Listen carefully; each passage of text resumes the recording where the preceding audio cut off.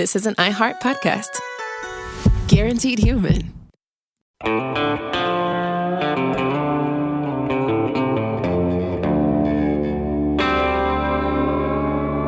Body Bags with Joseph Scott Morgan.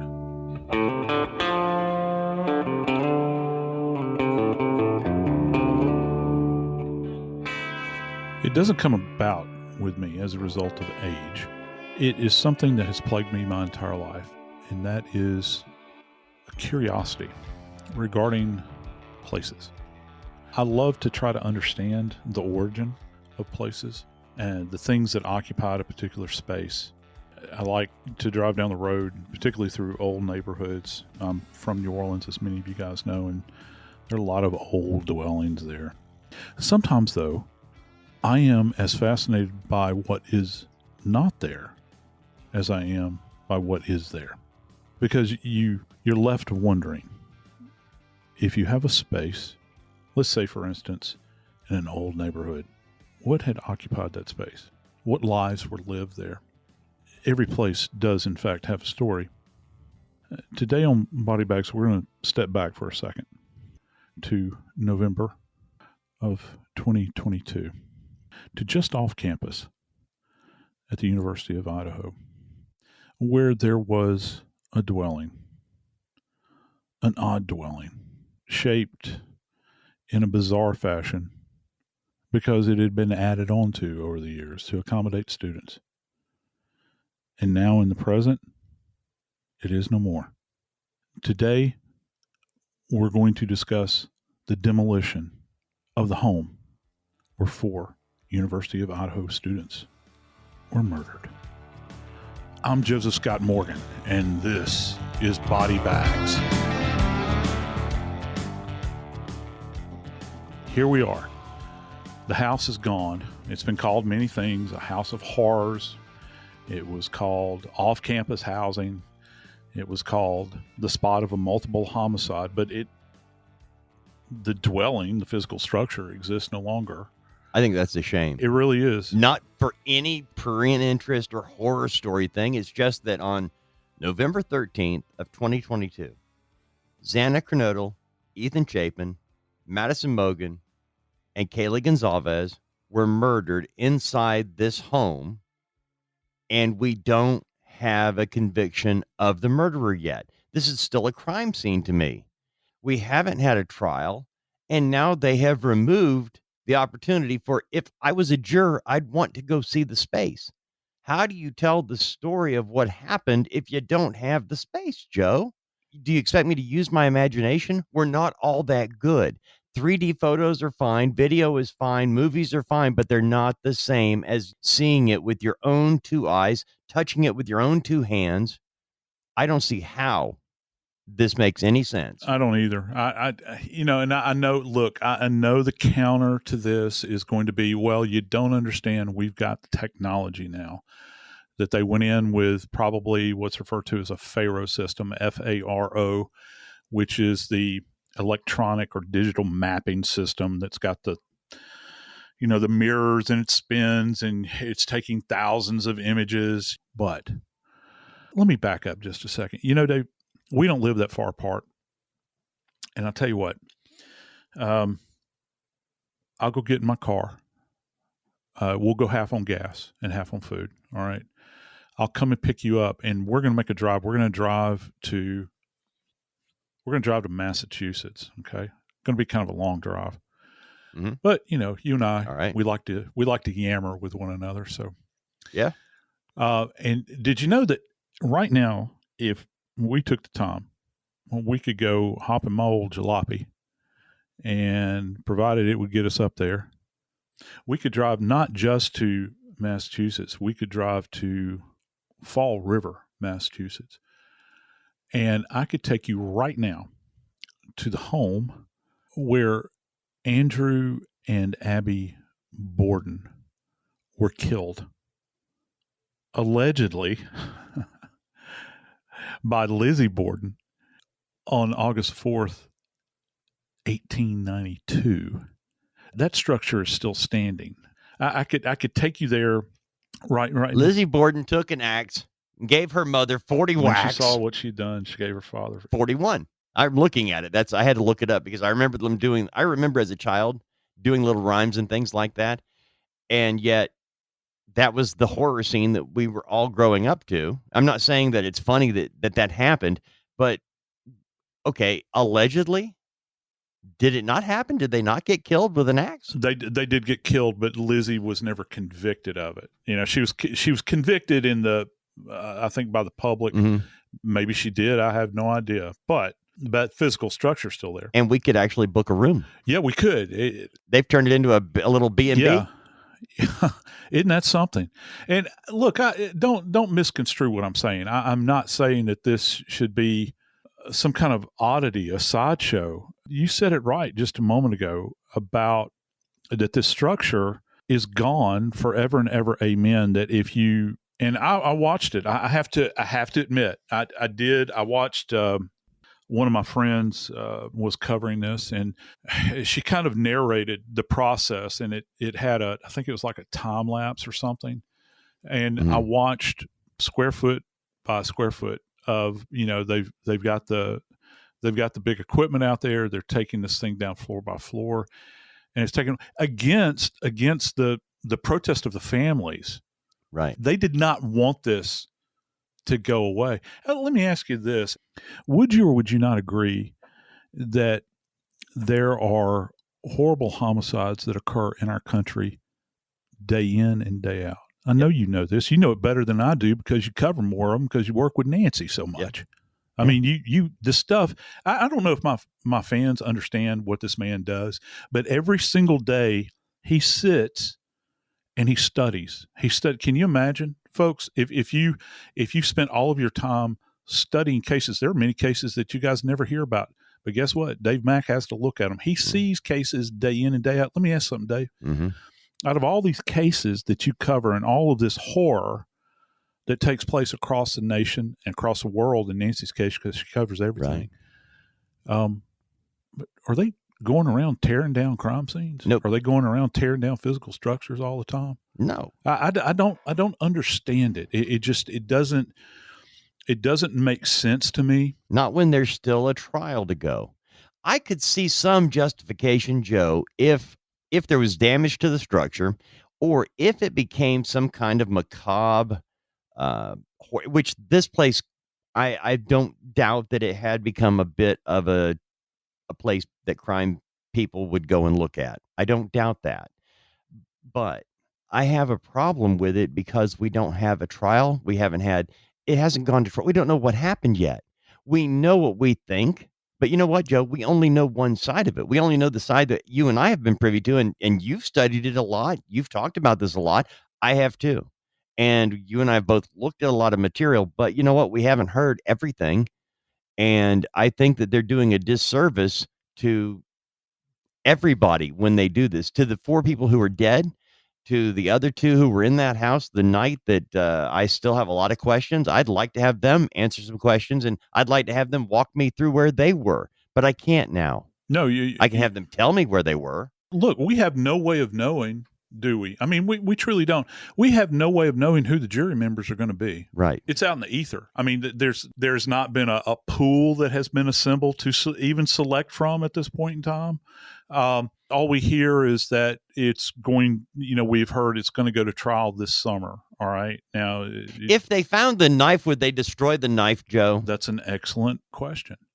Because, we got pictures of it. No, we don't. We don't now. We've got the sheath that people have gone on and on about, now for these many months. That scene to me is just as valuable as to this point at least, the unfound knife, or the yet to be discovered knife. I'm trying to remain hopeful in that. But yet you want to get rid of, and I think the you is the big part there. Who is the you? Because we're hearing that both the prosecution and the defense are in agreement over this, but we all know it's one thing to say that you're in agreement over it. Okay. But anything can be argued after the fact, that we weren't given an ample opportunity to do. I still have a memory. Lord, I wish I could remember the date of this because I've covered this thing for so long. This quadruple homicide. Let's re-anchor ourselves in that. Do you remember this, where they had sent the crime scene cleanup group to the house? And it was around the same time, and I can't remember, it was around the same time that Koberger, who is alleged to have committed the homicides, was being arrested. I think he may have was he still in Pennsylvania at that point in time? And they had said that they were going to clean this place up, and the trucks had pulled up to the door. They were putting up like plastic over the entryway so they could go in and like do whatever in the heck it was they were going to do in there, clean the thing up. And his defense team at the time, the people that were representing, said, whoa, hold your horses now. And they wound up being able to get a team out there, to take a look around. I'm not a fan of Brian Koberger. What I'm saying is, what I'm a fan of is trying to get the jury in touch with the reality of what happened there. It was a 3-story building, Joe. Yeah, it was. I love the saying that we say in forensics many times. Negative findings are just as important as positive findings, and so those things that you talk about it being 3-story. We've got that basement level, which some people call the first floor. The thing is built into the side of a hill. What I'd be interested in knowing if I was a jury member, if I was down on that first floor, could I hear somebody up in the top floor yelling or just talking normally? Because I got to tell you, if I'm a jury member, I'm assuming if I were selected for jury or these people I'm assuming they've never been to this dwelling. So from an acoustic standpoint, just that alone, I'm hoping against hope, Dave, that the reason or the rationale for taking this structure down didn't simply come down to the idea that it may have made certain people uncomfortable.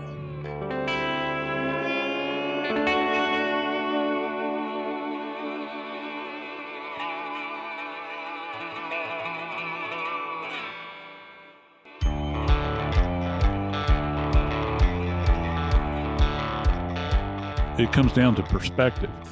We were chatting just a second ago about those things that are lost. I still have this memory of, and they were onto something too, I think. I still have this memory of a reporter walking up to guys in what we used to refer to as either raid jackets or warrant jackets, which are, those kind of shells that you see the police officers wear. It's generally got a panel on the back that identifies who you are. They were out in the brush line, which is to the rear of the structure where the sliders are, looking out over that field that kind of gently rose up behind it. And you could see there's like a little tree line back there. And these guys there was a reporter that walked up, and they were in daylight, walked up to these fellows that were kind of perched, and they were squatting, and they were looking through the brush back toward that house. And I know what they were doing. They were trying to get an idea. It's not that they were looking for evidence on the ground. It wasn't that kind of thing. It's like they were trying to perceive what their field of vision was allowing them to see back toward the house, looking from that brush line. That's gone. That's gone. I mean, I guess you could call those guys up and say, hey, Agent so-and-so, I want you to go testify to what you saw. What was your perception up there? What was your opinion about what you could see? Well, first off, they can't render an opinion about it. And their recollection, I don't really care about. No, because it's perceived. It's not mine. It's their perspective. It's like Dealey Plaza. Right. If I was to go and stand on the grassy knoll behind the fence where I believe there was a shooter positioned to shoot the president of the United States, if that's what you believe, you can go there.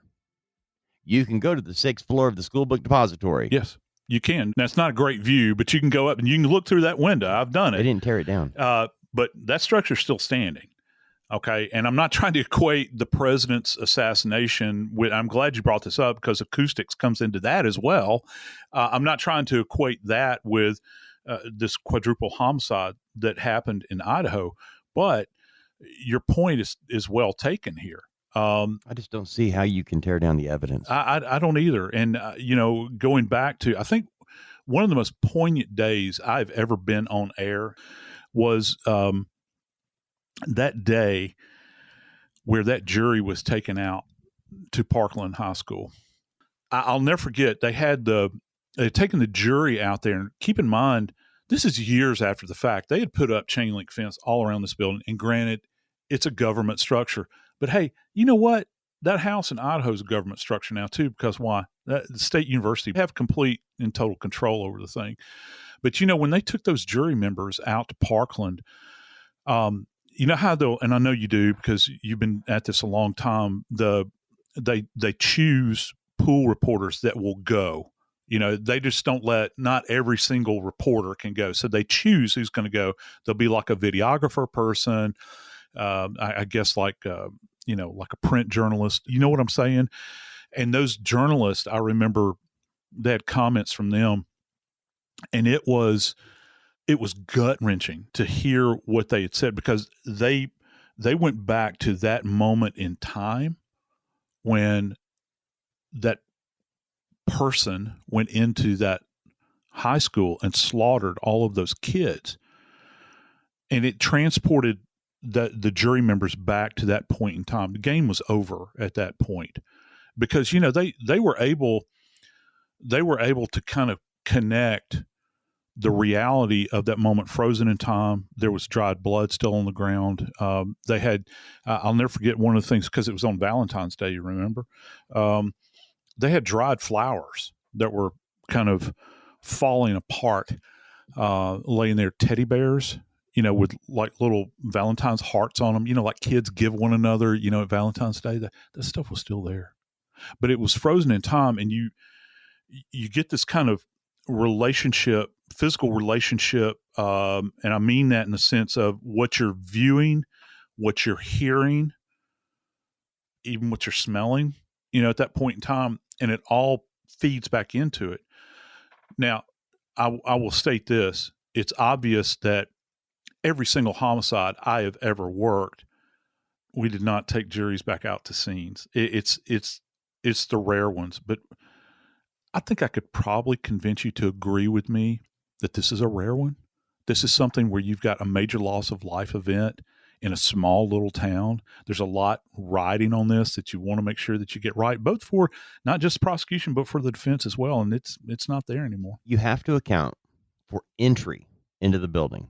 You have to account for movement inside the building, moving from room to room, upstairs, downstairs, down a hallway, seeing a person. You have the activity and how big the rooms are, and what's taking place. Right now, we have some reporting of what we were told happened with some of the victims, whether they were able to fight back or not, we don't still know. We know what we've been told by certain family members who may have said things that didn't need to come out yet. It'll come out at trial, but we don't know yet. And the jury that is seated is going to have to watch video or use their imagination now to decide how long it takes to make these steps. How strong does one have to be? Can one person truly contain this entire environment in a very short window of time, moving up and down stairs, and, by the way, actually having a live witness? Yeah. Here's the thing. I'm fascinated by this. It was stated early on that whoever had done this had perpetrated this massacre. There's no other way to put it. Had to be familiar. It's such a bizarre layout. I mean, it really is. You and I both are former college students. We've been to off-campus housing, and you know how weird some of that stuff is, because, they just kind of add on, they stick things, it's not like you're going out to, I don't know. It's not like you're going to standard neighborhood most of the time where everything makes sense and everything, it looks well ordered and all that. They add things on because they're trying to get as many people into a structure as they can to make money. And there's nothing wrong with that if you're a landlord. But this thing, you gotta admit, it's bizarre. You got essentially two main entrances for this thing. You got one on the lower that's built into the bank where you're walking into the basement back by the parking pad, and you got these sliders up there. You got the windows. How is it that you're going to this thing? When I saw it, Dave, and I saw some of the schematics for how the whole thing, the floor plan rather is a better way to put it, how it's all laid out. It kind of looked like a maze, like a and not just that. How are you going to? You're talking about something that this is occurring in the wee hours, so it's got to be dark. In the dark. How are you going to navigate this environment in the darkness with these weird twists and turns? And from a jury perspective, that's valuable information. How powerful would it be to take a jury out to that location? As a matter of fact, let's just argue for the defense for a second. Let's just say, look, how did my client do this? He's never been in the building before. Look, we're going to turn the lights off now, ladies and gentlemen. Now let's try to make our way up the stairs and try to figure out how easy or difficult this would be to facilitate this. I'm not saying that they would do that, but even if they wanted to, they can't do it now. And here's the other part, Joe. Imagine this, talking about evidence that they find in the building, which we know they have found some. We know they have found DNA. We know they have found other things inside this building that is going to come up. You think about it from the perspective of the perception of whoever was still housed in the dwelling after when these events were going on.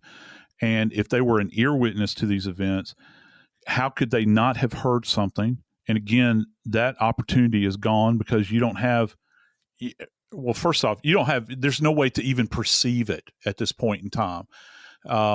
There's no way to appreciate the idea of, I think, and this goes to distribution of blood in particular, because one of the things that we do know, Dave, that was stated early on, and I can't remember if it was the coroner, who I have a whole nother set of issues with because they were talking early on about this against, they were not supposed to be speaking out of turn here. They were making these comments, which was shocking to me early on. We do know, according to them, that this is a very bloody scene. How do you make it through here without deposition of blood in other locations? Because if you're walking through a location that is, I'm just inserting this word, bathed in blood. If you're going in and checking out, how is it that you're not tracking trace evidence around? Why is it that there's no other evidence that can point back to an individual? And this goes to, I'm not arguing for the accused here. What I am saying, though, is that for anybody that is looking to defend someone, the fact that you can argue in a manner that could greatly benefit your case, because you know what? When there is nothing that you can turn back to, there's always the possibility of planting the seed for reasonable doubt.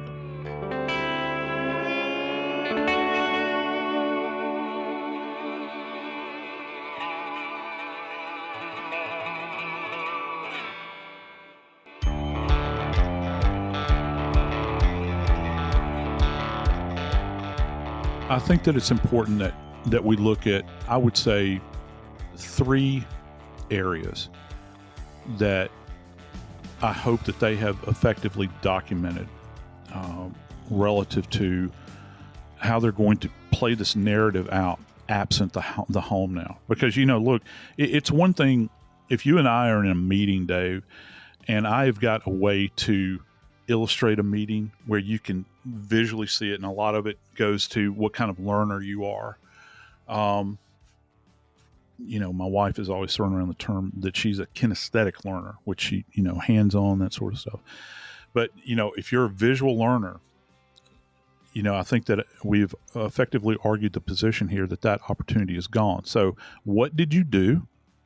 You being the authorities, what did you do at the scene before the place was torn down to document the place in totality so that you're going to take this and present it to the jury? I actually had one person that came to me and said, well, the FBI is talking about completely restructuring or doing mocking this building out and recreating the thing. And I'm thinking, really? That's what they're going to do?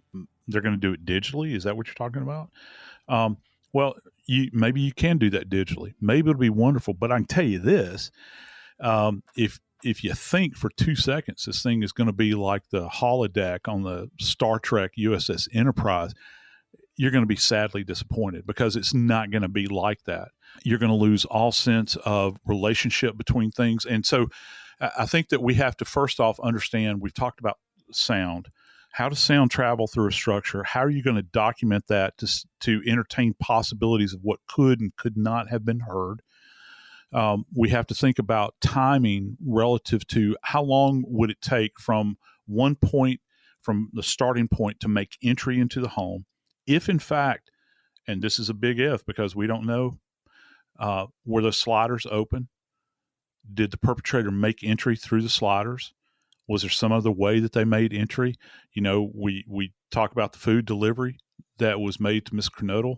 How do we know that didn't play a part in this? Because that's in a different location than, say, for instance, where the sliders are. And then from sliders, how do you make your way through the house? How is it possible?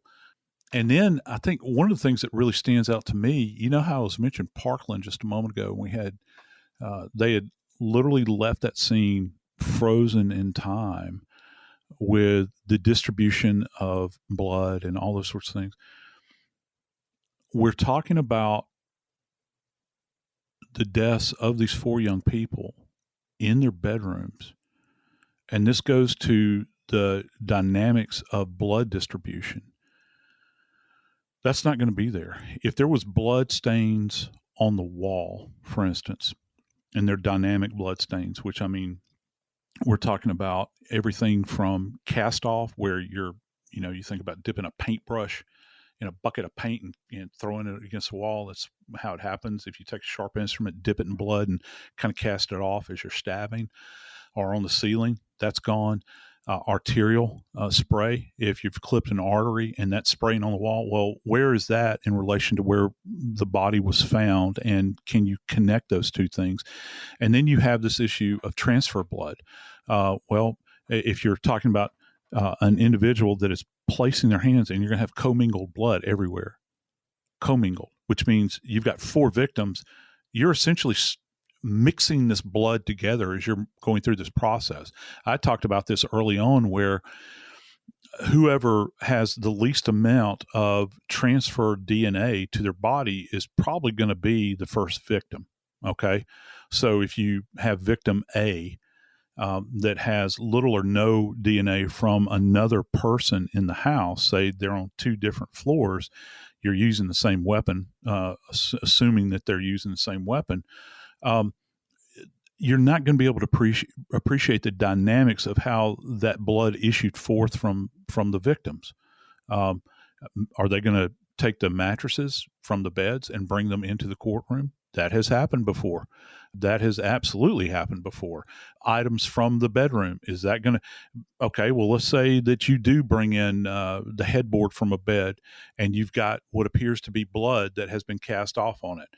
Okay, you can bring that in but there. You're taking that out of context. You are taking it out of context. And look, understanding they would have had to have removed the headboard and examined it in the lab.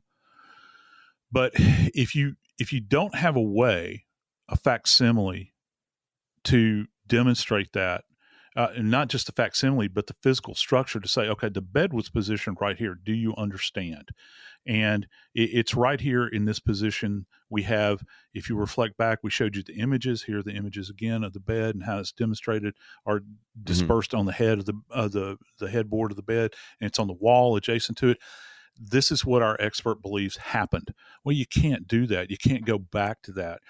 And that's just the dynamic distribution of the blood. What about if we've got passive, where people are putting, you're lifting your body, you're transferring blood from your hands because you're trying to leverage your body weight to get out of a place?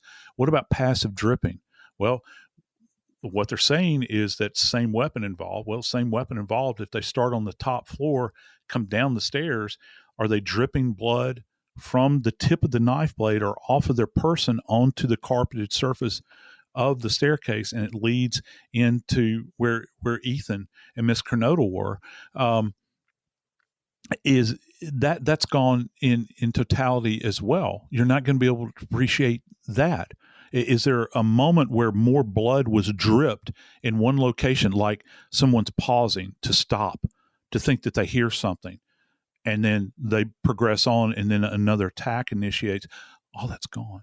You don't have that. You don't have it at all. When you and I talked about this earlier, I brought up the case of Jeffrey MacDonald, the Army Green Beret doctor. Fatal vision, man. Yeah, fatal vision. Yeah, fatal all right, vision. Jeffrey. All right. Yeah. There you go. February 1970.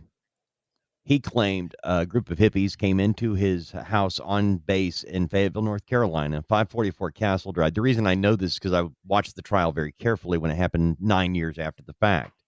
February 1970 was only months after the Manson murders, the Tate LaBianca murders. Oh, yeah. And so there was a lot of talk about this, and many people believe that Jeffrey MacDonald got his idea of the hippies from those murders. Right. Jeffrey MacDonald's pregnant wife, Colette, and his two young daughters, Kimmy and Christy, were all three murdered in that house. A pregnant mother and her two small children were murdered in that home, murdered with an ice pick. There was blood everywhere.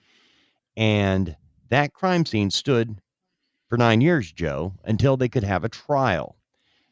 They had already gone through the military process, an Article 32 hearing, where they discovered that, okay, MacDonald maybe didn't do it. We're not going to further prosecute this. And it was only brought up in criminal court because of Colette's stepfather, Freddie Kassab, pushing it.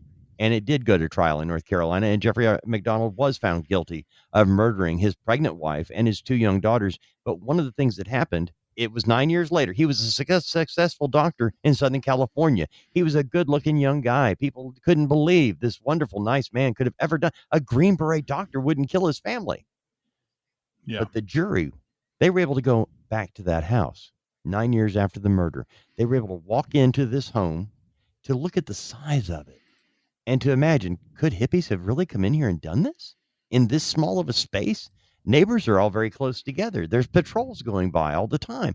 The noise, somebody would have heard it. They were able to go through that. Because the crime scene was still in existence, they were able to see it. No pictures, no drawings. Pictures and drawings, by the way, are there. They have those too. But they actually got to see it with their own eyes. And I think it mattered. It does matter. And it's powerful stuff. It's powerful stuff anytime you can introduce the jury into an environment like this so that they begin to appreciate form and function of a structure, where an event took place. If you have a mass homicide that takes place in an open field, it's really hard to appreciate the dynamics of that. It can happen anywhere. It's like, if you go to visit a Civil War battlefield, even if you go to Gettysburg, you believe what they tell you about what happened there, but it's so vast, it's so broad that you can't really understand it in a way that walking into a home where lives have been lived, where parties were had, where people got to know one another and to be friends. That's gone. It's gone forever and ever. And that goes to the heart of this case, because this case was about the relationships that these young people had developed while college students, and the environment that they were in Idaho, living and learning together. I just hope that the right decision has been made. I'm Joseph Scott Morgan, and this is Body Bags. This is an iHeart podcast. Guaranteed Human.